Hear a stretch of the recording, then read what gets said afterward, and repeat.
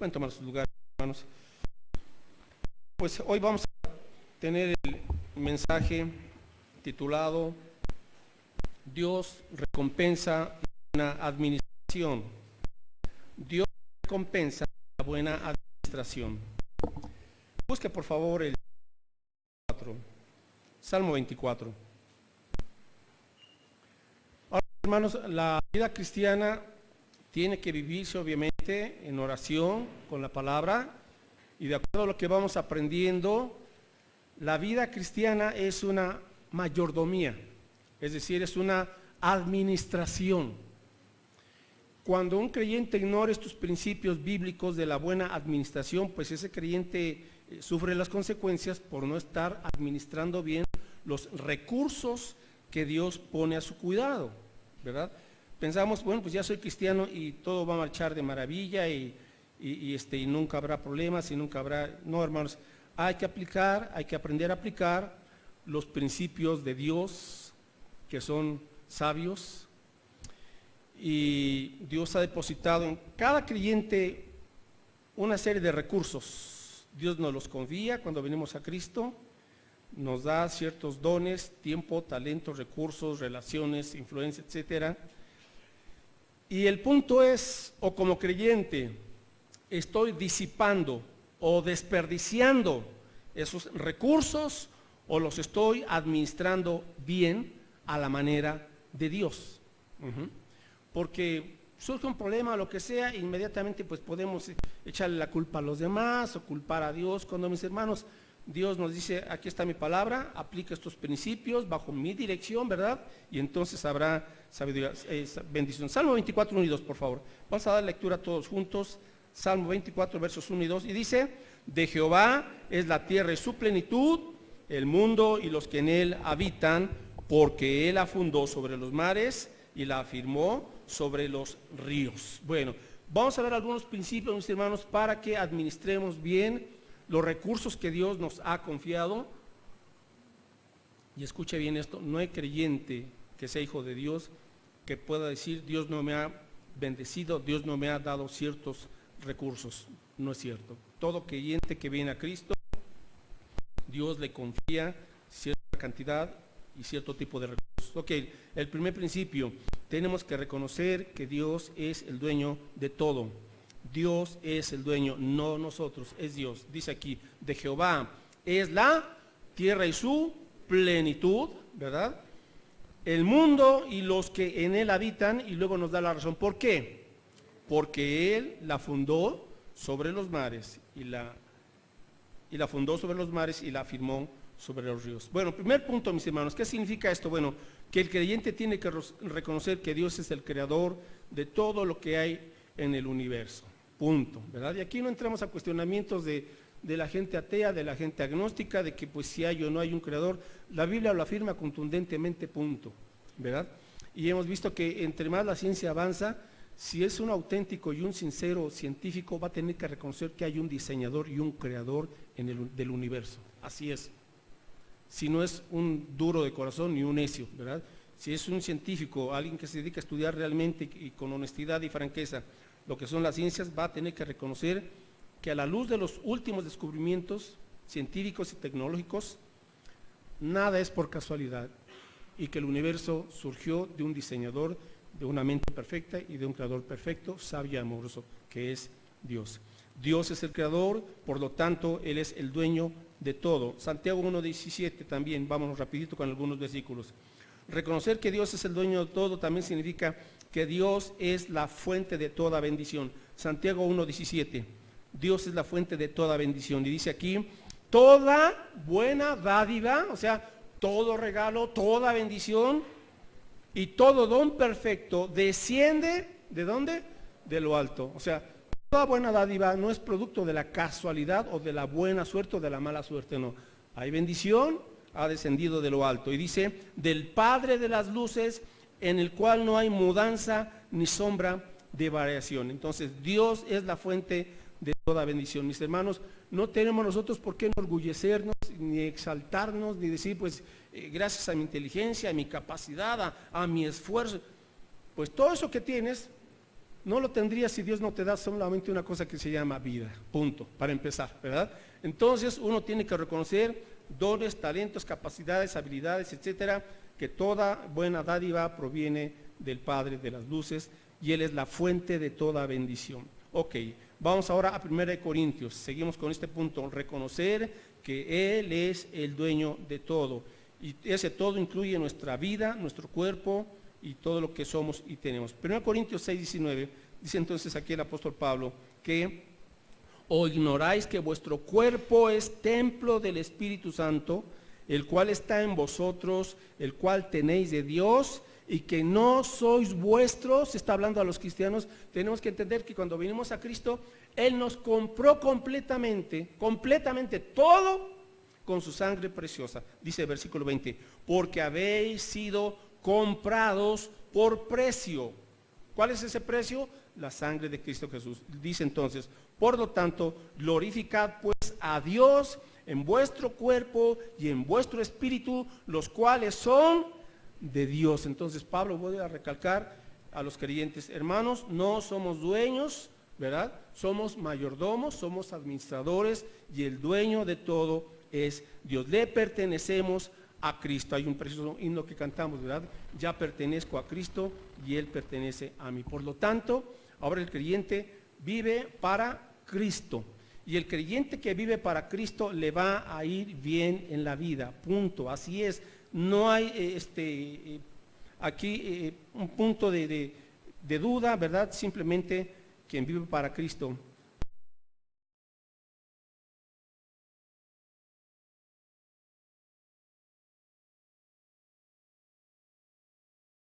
que vive para su Señor. Romanos 14:8, pues si vivimos para el Señor vivimos, y si morimos para el Señor morimos. Así pues, sea que vivamos o que muramos, del Señor somos. Vuelve aquí Pablo a recalcar, somos propiedad de Dios. Entonces, si eres propiedad de Dios, ahora tú tienes que guiar tus decisiones, tus pensamientos, tus palabras, tus acciones. Todo tiene que ir encauzado a glorificar a Cristo. Y obviamente que ahí viene una lucha, ¿verdad? Porque el egoísmo, porque la carne, siguen batallando y la carne siempre dirá, tú te perteneces, tú eres el dueño, tú gobiernas, hazlo según tus sentimientos, según tus emociones, según tu estado de ánimo, según o sea, egoísmo, ¿verdad? Y vino Cristo a librarnos precisamente de ese egoísmo, porque el egoísmo siempre será destructor, siempre. 2, el segundo principio, tenemos que reconocer, bueno, que si Dios es el dueño de todo, entonces nosotros somos mayordomos o administradores. ¿Qué es un mayordomo? Es una persona que maneja o administra la propiedad de otro. Así de sencillo. Un mayordomo, un administrador, es una persona que maneja o administra las propiedades, los recursos de otra persona, del dueño. Entonces, cristianos, usted ya es un mayordomo. Sepa o no lo sepa, bueno, ahora ya lo sabe, usted es un administrador. Y aquí no estamos hablando tanto de si tengo el don de administración o no, que sí hay un don de administración, pero aparte de eso somos administradores. Ahora la pregunta ¿es usted un mayordomo o un administrador bueno o malo? Esa es la pregunta. La pregunta no es ¿seré mayordomo o no? Si eres cristiano, eres administrador, eres mayordomo de las bendiciones que Dios te ha confiado, punto. La pregunta es, ¿estoy siendo un buen administrador o un mal administrador? ¿Estoy siendo un mayordomo fiel o un mayordomo infiel? Esa es la esencia de la pregunta. Dios nos ha confiado a todos cierta cantidad de recursos, repito, dones, talentos, tiempo, dinero, relaciones, salud, etcétera, etcétera. Ahora, ¿qué tenemos que hacer con todo eso? Vamos ahora a Lucas 19, por favor. Y Jesús en una parábola enseña sobre la necesidad de que mientras Él fue a preparar un lugar en el cielo para su pueblo, para cada creyente en esas mansiones celestiales, mientras Él está preparando ese lugar, aquí nos encargó a nosotros todos estos recursos a fin de que todo ello sirva para dar a conocer el Evangelio de Cristo. Lucas 19, en esa parábola, se conoce como la parábola de las 10 minas, Lucas 19, versos del 12 al 15, síganme por favor, Lucas 19, del 12 al 15, dice aquí, dijo pues Jesús, un hombre noble refiriéndose a él, se fue a un país lejano para recibir un reino y volver. Verso 13. Y llamando a 10 siervos o mayordomos o administradores suyos, les dio 10 minas y les dijo, ¿qué les dijo? Negociad entre tanto que vengo. O sea, mientras esperamos a Cristo, hermanos, no podemos estar en el ocio cruzados de brazos. Jesús dijo, mientras voy a recibir el reino y regreso, negociad entre tanto que vengo. Verso 14. Pero sus conciudadanos le aborrecían y enviaron tras él embajada diciendo, no queremos que éste reine sobre nosotros. Aconteció que vuelto él después de recibir el reino, mandó llamar ante él a aquellos siervos a los cuales había dado lo que había negociado cada uno. Esto es la vida cristiana. Dios nos entregó cierta cantidad de recursos espirituales, materiales, claro que sí, ¿verdad? Y entonces un día, cuando Él regrese, estaremos ante el tribunal de Cristo y le rendiremos cada quien, uno por uno de los creyentes, cuentas. Ahora, observe lo que dice Jesús, negociar. Usted sabe lo que significa la palabra negocio, ¿verdad? Negociar, negarse al ocio.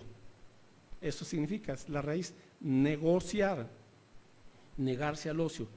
Y lamentablemente hay creyentes que están en la ociosidad, que no están administrando, porque están tranquilos, como hablé el sermón pasado allá en el aniversario, están en su jaula de comodidad, de confort. El confort y la comodidad, mis hermanos, puede convertirse en una jaula si dejamos de tener fe y de asumir riesgos en el nombre de Cristo y de salir de esa zona de confort por causa de Cristo y de su evangelio. Es muy atractivo, muy seductor estar ya, pues ya tenemos nuestras necesidades suplidas, hay estas bendiciones, estoy bien, mi familia bien, qué bueno, pues la dulce vida. No, mis hermanos, Él espera que lo que Él nos ha confiado lo estemos nosotros poniendo a trabajar. Usted debe saber que el mayordomo debe ser también un inversionista, es un inversionista. Y usted como cristiano, como cristiana, es un inversionista, por si no lo sabía. Claro, cuando hablamos de inversionista vienen a nuestra mente los magnates de Nueva York, ¿verdad? Que están allí en la bolsa de valores. Y son inversionistas de lo material. Están sembrando para lo terrenal, temporal, y aquí se les va a acabar, punto.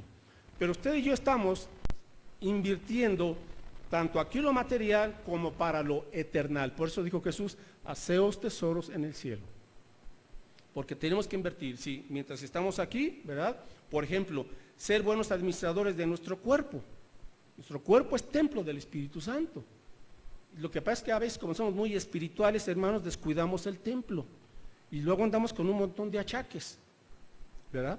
Porque no estamos siendo buenos administradores de lo que estamos comiendo, de si estamos descansando bien, de si estamos trabajando bien, de si estamos, etcétera, etcétera, ¿verdad? Y luego vienen entonces esas consecuencias. Bueno, tenemos que negociar, pon a trabajar lo que Dios ha depositado en tus manos, porque un día le vas a rendir cuentas. Ahora, aquí ya nos encontramos con algo muy interesante, hermanos, en el versículo 14, que algunos de ellos, de los conciudadanos, dice que aborrecían al Señor, al dueño, y enviaron tras él una embajada diciendo, que decían, no queremos que éste reine sobre nosotros. Aquí está, y esta es la clave. La gente sin Cristo no quiere que Cristo reine y gobierne sobre toda su vida. Por eso mucha gente no se convierte, y si yo me convierto a Cristo voy a dejar de hacer esto y dejar esto, y voy ahora a ubicar mi vida en los caminos y en la voluntad de Dios. Sí, así es. Y no estoy hablando de salvación por obras. Estoy hablando de que entregar nuestra vida a Cristo es que Él es el Rey. Y si Dios, yo le voy a preguntar, Señor, ¿qué carrera quieres en la que me prepare? Señor, ¿dónde quieres que yo trabaje? Señor, ¿dónde quieres que yo viva? Hermanos, tenemos que preguntarle a Dios todo eso, y no por arranques y por berrinches y por disgustos, hacemos y deshacemos. A ver, ya usted no es su dueño. Pregunta, ¿quiere usted que Cristo reine sobre su vida? Bueno, la mitad que bueno, la otra mitad. Quizás no queremos que este reine sobre nosotros, pues sí, porque tendrás que hacer a un lado tu carne, pero ¿sabes qué? El que siembra para la carne segará corrupción, pero el que siembra para el Espíritu cosechará vida eterna. Así es el punto. Entonces, vamos a ver dos clases de mayordomos. Ok, en primer lugar comenzamos con lo negativo. ¿Cuáles son las características de un mal mayordomo? Aquí está, Lucas 19, verso 20. Vino otro diciendo, Señor, aquí está tu mina, ¿verdad? O sea, cierta cantidad de dinero, a eso se refiere, la cual es ¿qué? Guardada en un pañuelo, porque tuve miedo de ti, por cuanto eres hombre severo, que tomas lo que no pusiste y que ciegas lo que no sembraste. Entonces él le dijo, mal siervo, por tu propia boca te juzgo. ¿Sabías que yo era hombre severo, que tomo lo que no puse y que ciego lo que no sembré? ¿Por qué pues no pusiste mi dinero en el banco para que al volver yo lo hubiera recibido con los intereses? ¿Se da cuenta? Bueno, hay aquí algunas cosas interesantes de un mal mayordomo y las vamos a ver muy brevemente para que si hay alguna, hermanos, pues corrijamos, ¿verdad? Corrijamos. Bueno, número 1, el mal sigue sintiéndose que él es el dueño de sus posesiones, de su tiempo, de sus talentos, de su salud, de su vida, de su casa, de su escuela, de su trabajo, de sus amigos, etc. Él siente que él se ha ganado los recursos por sus propios méritos y por lo tanto como hoja. No le rinde cuentas a nadie. Y aquí muchos adultos entramos en esta categoría, pues ya somos casados, ya terminamos una carrera, ya sostenemos y yo no tengo que dar cuentas a nadie, ¿verdad? Ya soy jefe de familia. Ahí espérese, le tiene que rendir cuentas a Dios. De todo.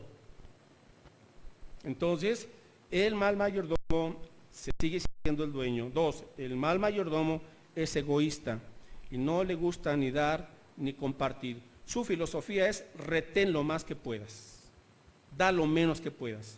Proverbios 11:24, dice aquí el proverbista en este proverbio, Proverbios 11:24 y 25, que hay quienes reparten, o sea, hay quienes dan y les es añadido más. Aquí está el principio de la Escritura. Quieres recibir, aprende a dar primero. Y hay quienes retienen más de lo que es justo, pero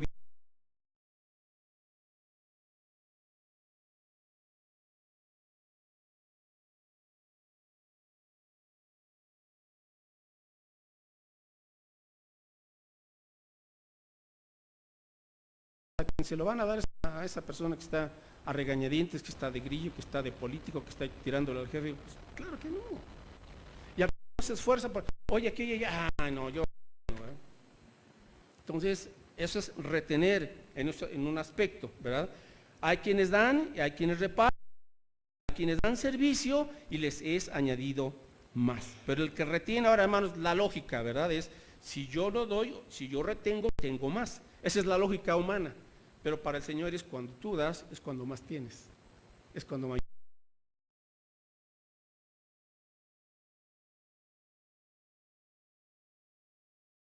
Él también será saciado. Bueno, segunda característica del mal mayordomo es que es egoísta. Okay, regresamos a Lucas, por favor. Lucas 19.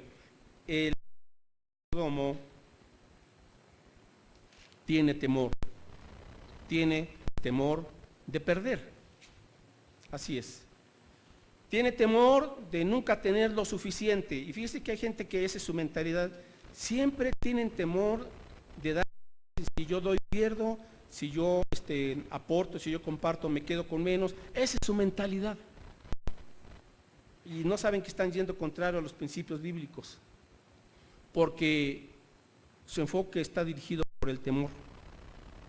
Es decir, juegan en vez de jugar a ganar. Ahí le van. Usted en la vida, ¿está jugando a no perder o está jugando a ganar? Ustedes han visto algunos partidos de fútbol, a los fanáticos del fútbol. Cuando un equipo, por temor, juega a la defensiva, ¿verdad? Porque no quiere perder, pero tampoco mete goles. ¿Y quién va a ganar ese partido? Pues el que juega a meter goles, no el que juega a no perder. Entonces, en la vida, mis hermanos, cuando estamos viviendo para no perder, porque tenemos temor de quedarnos sin nada, entonces dejamos de invertir. Es como el agricultor tiene que sembrar y dice, pero tengo aquí un costal de maíz, pero si lo siembro, mi costal queda vacío. Bueno, pues hombre, de eso se trata, ¿verdad? O sea, tienes que invertir para que pues, tengas cosecha, ¿no? Así es el punto. Entonces, ¿cuál es su problema? El problema es que él tiene un mal concepto de Dios. Aquí está, Lucas 19, 21. Cuando llega su señor, le dice, a ver, ¿qué hiciste con el dinero que te di? Y le contesta en el verso 20, Señor, he tenido guardado lo que me diste en un pañuelo. Él pensaba que retener, que guardar, que no perder, iba a recibir alguna felicitación de su Señor, y no, ¿verdad? Verso 21, Señor, ¿por qué lo guardé en mi pañuelo? Porque tuve miedo de ti. Ahí está su mal concepto de Dios. ¿Y cuál era su concepto de Dios? Aquí dice, por cuanto eres hombre severo. Ahora escuche bien, Dios no es severo. Dios no es severo. Una cosa es que Dios sea justo y otra cosa es que el hecho de que Dios es justo no le quita el ser misericordioso ni le quita el ser generoso. Cuando alguien dice es que eres una persona severa o Dios eres un Dios severo, le está diciendo, Señor, tú no tienes misericordia ni bondad. Error. Eso es lo que Satanás le puso en la mente de Eva a través de la serpiente. Le estaba diciendo en otras palabras, con que Dios os dijo esto y esto y esto, y en su plática muy astuta, lo que le estaba diciendo a Eva era, ¿sabes qué? Que después de todo, Dios no es tan bueno, te está ocultando algo. ¿Por qué te dijo que no comieras del árbol de la ciencia del bien y del mal? ¿Por qué? Estaba cuestionando la bondad de Dios. Cuando una persona piensa que Dios es un ser severo, pues va a tener miedo, ¿verdad? Porque es aquí, tuve miedo, Señor, porque eres severo. Ahora, el Señor le dice, pues por tu propia boca te juzgo, ¿verdad? Así es que no se trata, hermanos, de tener este enfoque dirigido por el temor. Se trata de la Biblia que Dios es un Padre bondadoso. Este mal mayordomo no conocía ni creía que Dios es fiel y que Dios provee. ¿Por qué muchos creyentes nunca dan? Porque tienen este enfoque de un Dios severo. Piensan que Dios no les va a suplir, piensan que Dios no los va a bendecir, piensan que Dios no les va a abrir puertas para un trabajo. O sea, siempre están con la duda, con el temor, con una mentalidad y se paralizan. Y Jesús les tiene que preguntar, hombres de poca fe, ¿dónde está vuestra fe? ¿Dónde está tu fe? ¿Dónde está tu fe? Señor, pues no sé, pero aquí está mi temor, ¿verdad? Bueno, pues no se trata de vivir en base al temor, sino vivir dirigidos por la fe. El que tiene temor retiene, no da, maneja mal sus recursos. Siempre está diciendo, Señor, no tengo tiempo para servirte, pero sí tiene tiempo para ver 3 horas un partido de fútbol, pero sí tiene tiempo para ver sus telenovelas, pero sí tiene tiempo para ir a ver a su familia a otro lado, pero nunca tiene tiempo para visitar a alguien, para compartirle de Cristo. ¿Se da cuenta? El que no es fiel en lo poco, en lo más tampoco podrá serlo.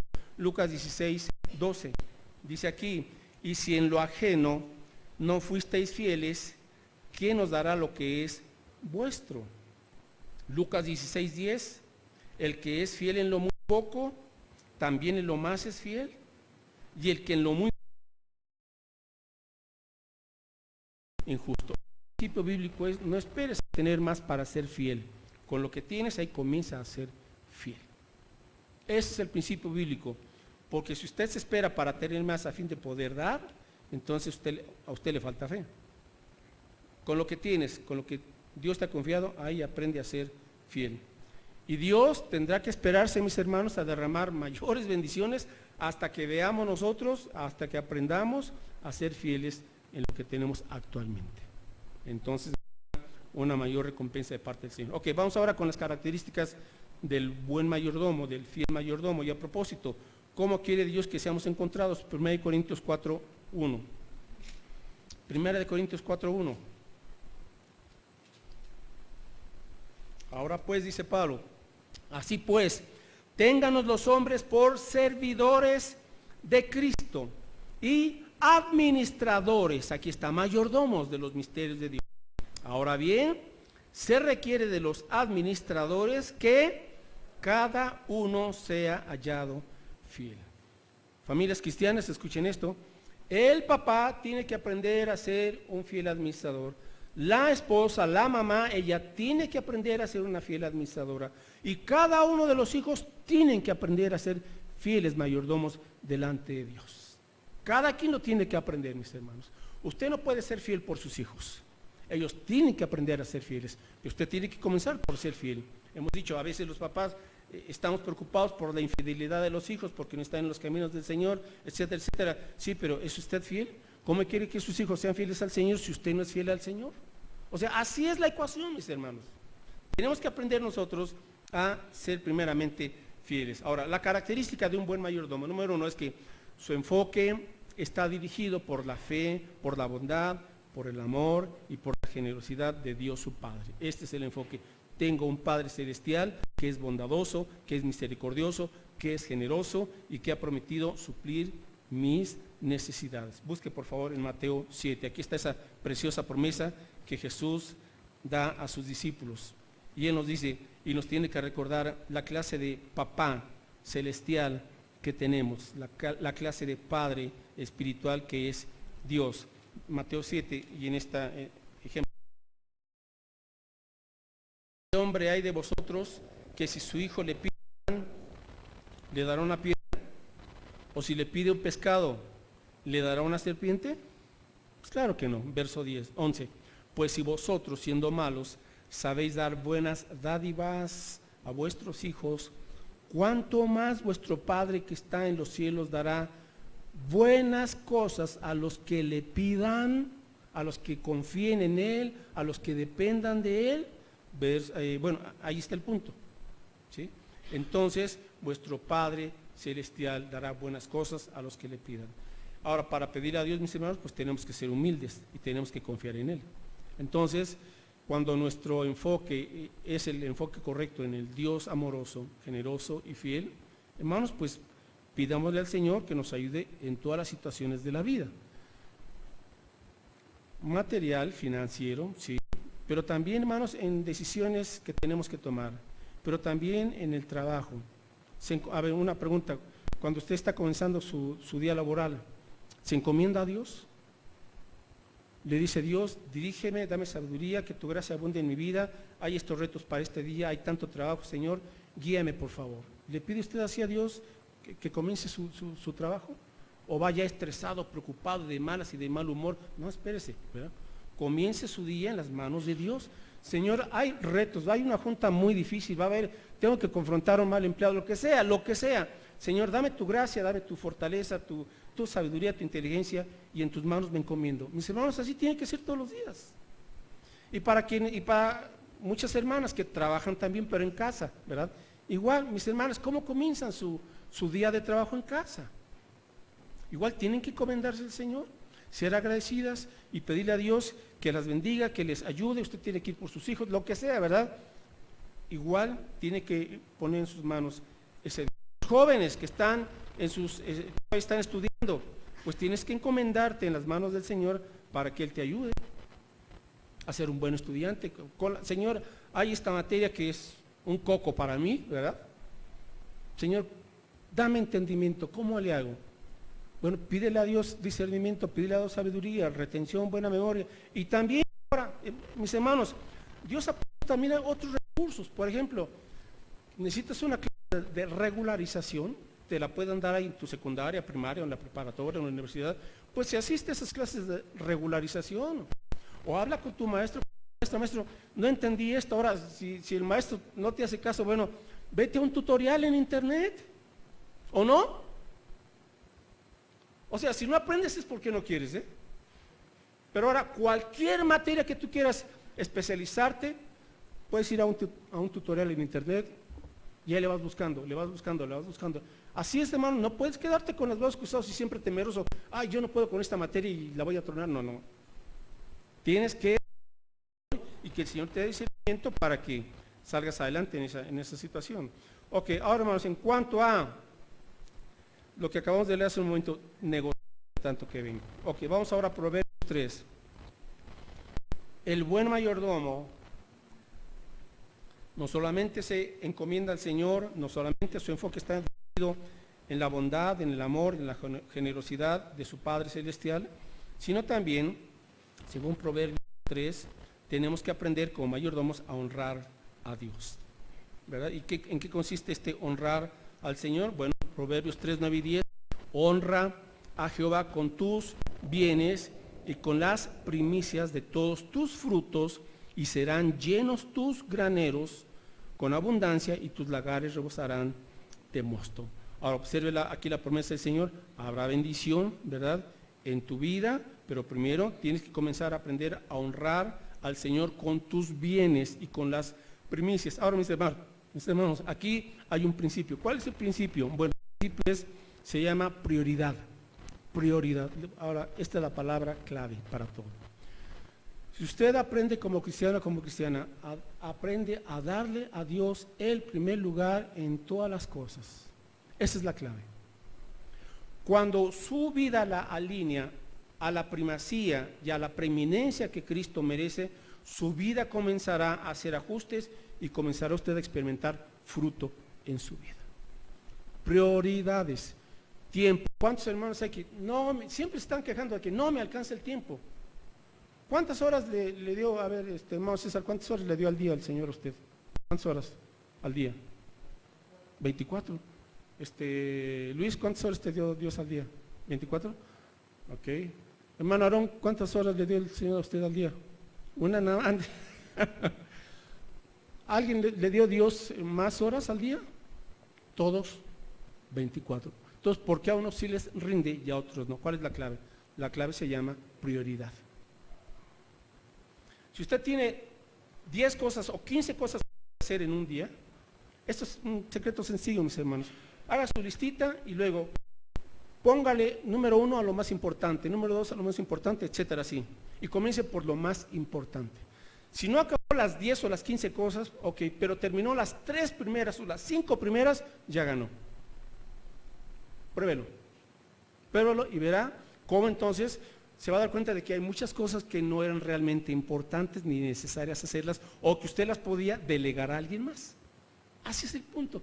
Pero si usted se siente Superman o quiere ser Batichique, quiere hacerlo todo, pues no va a poder. Es imposible. No podemos hacerlo todo, mis hermanos.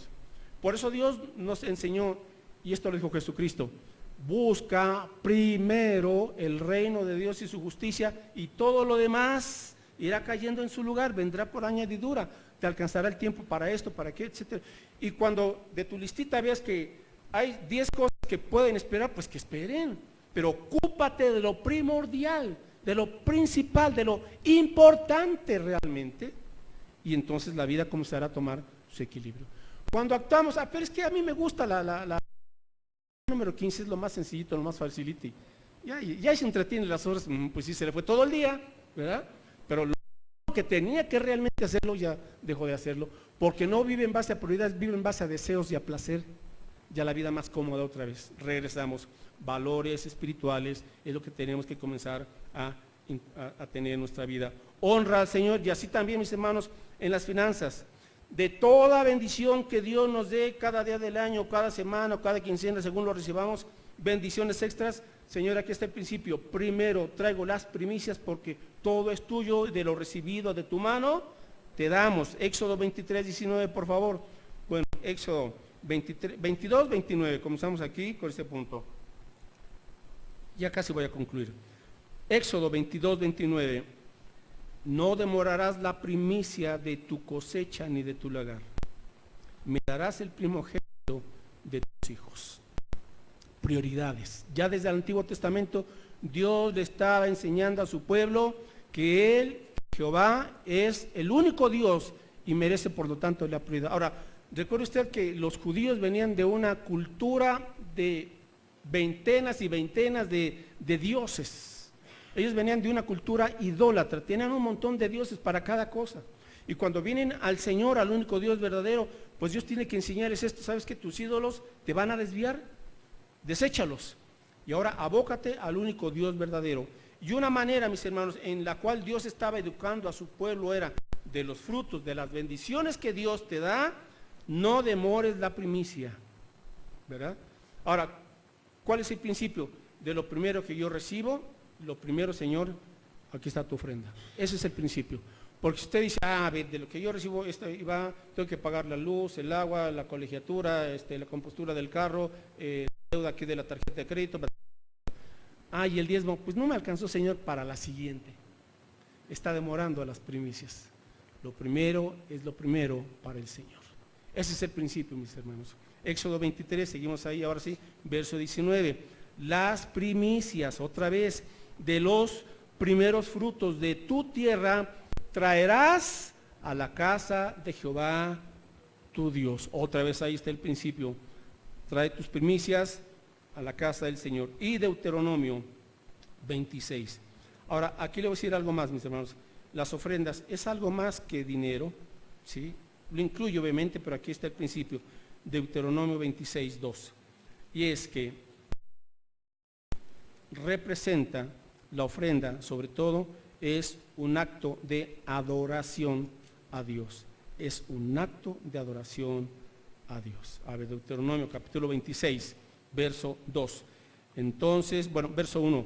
Cuando hayas entrado en la tierra que Jehová tu Dios te da por herencia y tomes posesión de ella y la habites, entonces tomarás de las primicias de todos tus frutos que sacares de la tierra que Jehová tu Dios te da, y las pondrás en una canasta e irás al lugar que Jehová tu Dios escogiere para hacer habitar allí su nombre. Y ahí da otros versículos, como es un acto de adoración, y las traerás al sacerdote y me serán esas primicias, ¿verdad?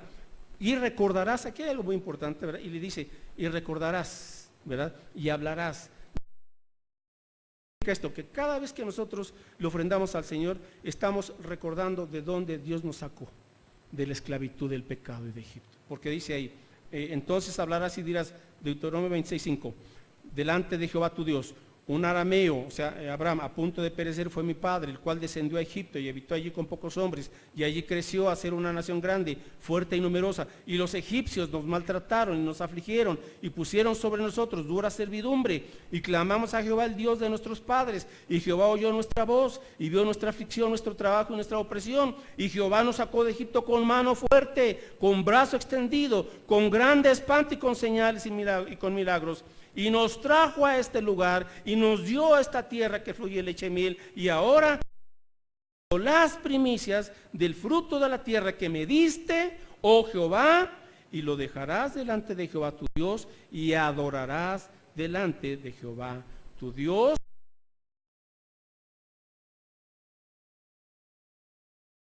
Y a tu casa vaya, hermanos. Entonces es toda una lección, o sea, no se trata más de, o sea, aquí dijo mi sobrino, es entender, reflexionar. Padre Santo, ¿de dónde me sacaste? Padre Santo, ¿a dónde me has traído ahora la vida abundante? Que es la tierra que fluye leche y miel.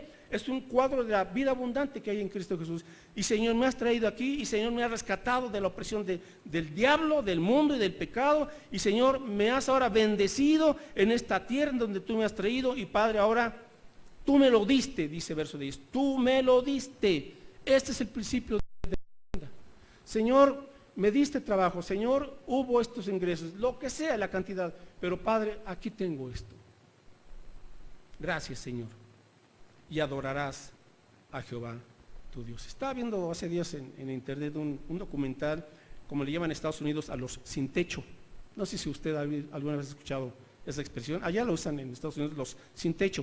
¿Quiénes son esos? Y por cierto, por ejemplo, el número de los sin techo se está incrementando. Por ejemplo, en California aumentó no sé en cuántos años a una cantidad de 10,000, o sea, gente que se quedó sin casa, perdió todo por un montón de motivos, de situaciones. Pero ahora esas personas ya no tienen ni para pagar una renta, no tienen dónde vivir. ¿Y saben lo que han hecho muchos de ellos? Hay varias opciones. Uno, hay gente que con lo último que tuvo, pues pudo comprarse una camionetita, y hay gente, normalmente es uno o dos, y duermen ya ahí en su camioneta. Se van a estacionamientos, ¿verdad? Y ahí están con su ropa, obviamente lo básico, y van a gasolineras o X parte para lavarse, para bañarse, lo que puedan, ¿verdad? Y donde pueden comen. Llega la noche, algunos se ponen a trabajar, pero no les alcanza ni para pagar una renta. Llega la noche, se van en su camioneta, se van a un estacionamiento y ahí duermen.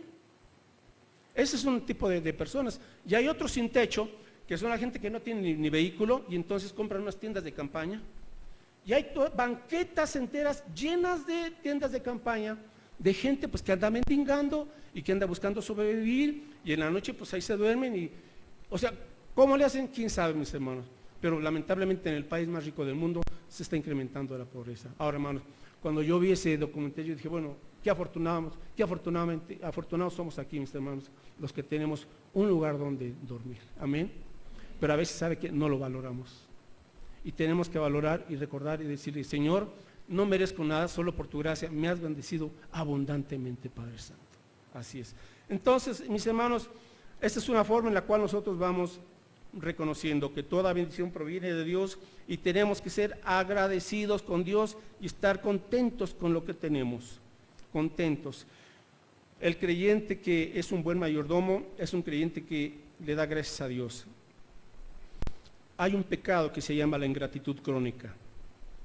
La ingratitud crónica la tiene aquella persona que nunca le da gracias a Dios y que tampoco se lo demuestra.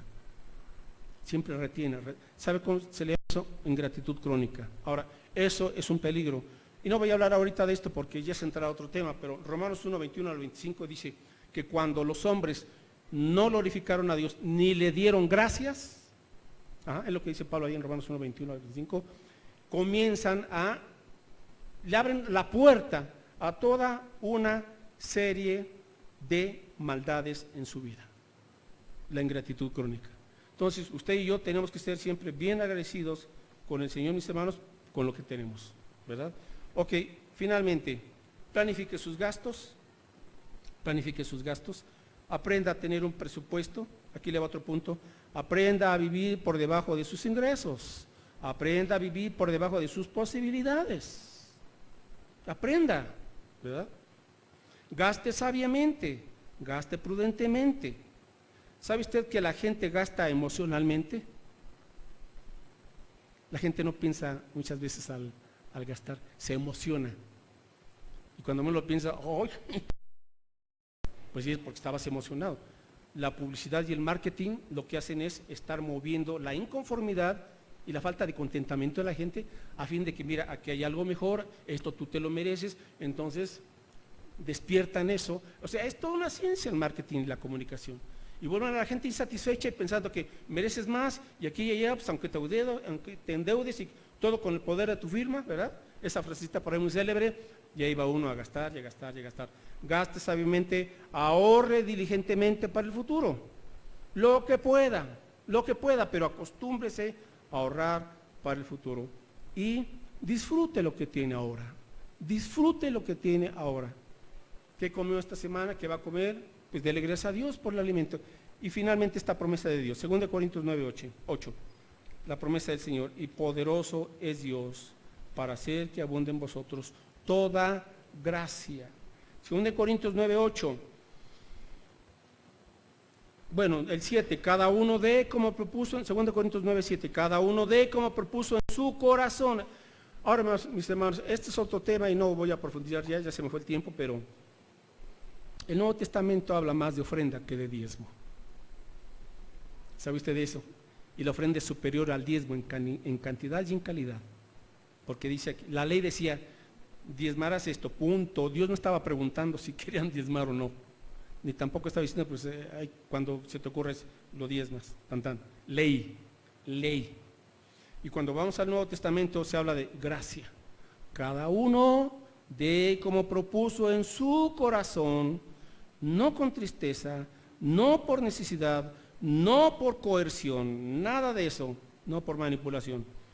Dice, porque Dios ama al dador alegre. Al dador alegre. Ahora aquí está la promesa. Y poderoso es Dios. ¿Quién, mis hermanos? Dios. Aquí no dice poderoso es tu empresa, no. Y poderoso es Dios. La fuente de toda bendición es Dios. Ahora, los medios que Dios usa, sí, puede ser tu empresa, la empresa, una institución del gobierno, lo que sea. Son medios, pero la fuente siempre es y será Dios. Y poderoso es Dios para hacer que abunde en vosotros toda gracia. Ahora, ¿qué significa esto de toda gracia? Pues todo aquello que vas a necesitar en la vida. inteligencia, sabiduría, buenas decisiones, salud, gracia con los demás, relaciones afectivas, amorosas, toda gracia, a fin de que teniendo siempre en todas las cosas todo lo suficiente. Dios quiere que el creyente viva inclusive hasta con un margen, no lo voy a decir promedio porque no lo dice la Biblia, pero Dios quiere que el creyente viva inclusive hasta con un margen. ¿Para qué? Ya lo dice abajito. A fin de que teniendo siempre en todas las cosas todo lo suficiente, ¿qué dice? Abundéis para toda buena obra. Ahí está el punto. Entonces, Dios bendecirá de tal manera que siempre vamos a tener un margen para que abundemos para toda buena obra. Amén. Bueno, Padre, gracias por tu palabra. Señor, nos enseñas estos principios para ser buenos mayordomos, fieles mayordomos. Nos previene, Señor, contra la mala administración, contra la mala mayordomía. Pero estamos entendiendo que tú eres el dueño de todo. Eres un Padre generoso, bondadoso, amoroso, sabio, justo, que se goza en bendecir abundantemente a todo su pueblo, a sus hijos. Pero también, Señor, esto conlleva en nosotros una responsabilidad en aprender a estar contentos, a estar agradecidos, a reconocer que todo es tuyo, pero también, mi Señor, aprender a vivir, a administrar el tiempo, los talentos, los recursos, en base a tus prioridades, Señor. Porque cuando ajustamos nuestra vida conforme a tus prioridades, tú dices que cuando buscamos primeramente tu reino y tu justicia, todo lo demás, Señor, vendrá por añadidura. Y eso te creemos. Señor, también tenemos pues que pedirte perdón porque a veces hemos sido egoístas, hemos retenido, hemos tenido temor, Señor, y nos hemos vuelto a veces codiciosos o avaros. Pero Padre, tú nos enseñas a superar esta idolatría que es la avaricia y la codicia, para empezar a ser generosos como tú eres con nosotros, para empezar a ser fieles administradores, así como tú eres un Padre fiel y justo, y nos bendices a diario, Señor. Abres tu mano y nos colmas de bendiciones. Y aún a veces, Señor, en esos tiempos de cierta apertura económica o financiera, son pruebas, pero como dijo Pablo, he aprendido a contentarme cualquiera que sea mi situación. Sé vivir en abundancia y sé padecer necesidad. En todo y por todo estoy enseñado. Así también nosotros, Señor, a veces hay periodos en donde tú nos estás enseñando a practicar la fe, a creer, Señor, que tú vas a suplir, a creer, Señor, que tú abres puertas, bien sea de un trabajo, bien sea de nuevos contactos con personas que nos van a ayudar.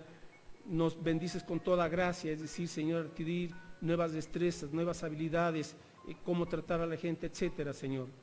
Y poderoso es Dios para hacer que abunde en nosotros toda gracia, a fin de que teniendo siempre en todas las cosas todo lo suficiente, así dices en tu palabra, aprendamos a abundar también en toda buena obra. Y todo esto, Señor, a fin de que tu iglesia sea una iglesia que se ocupa en propagar, en proclamar tu evangelio, porque tu evangelio es lo único que nos puede ayudar, Señor, a caminar en bendición, en gratitud, en fidelidad y en esa vida abundante en Cristo Jesús. Y Señor, que podamos ser una iglesia agradecida, una iglesia generosa en tu obra, porque así, Señor, como alguien invirtió y de una u otra forma esa inversión llegó a nosotros a través de alguien que nos compartió el evangelio, Señor, usa nuestras vidas para que también seamos de bendición a otros, para que otros también escuchen tu evangelio, se conviertan a Cristo y te glorifiquen, Señor, así como nosotros ahora te glorificamos. Gracias, Padre Santo, en el nombre de Jesús. Amén.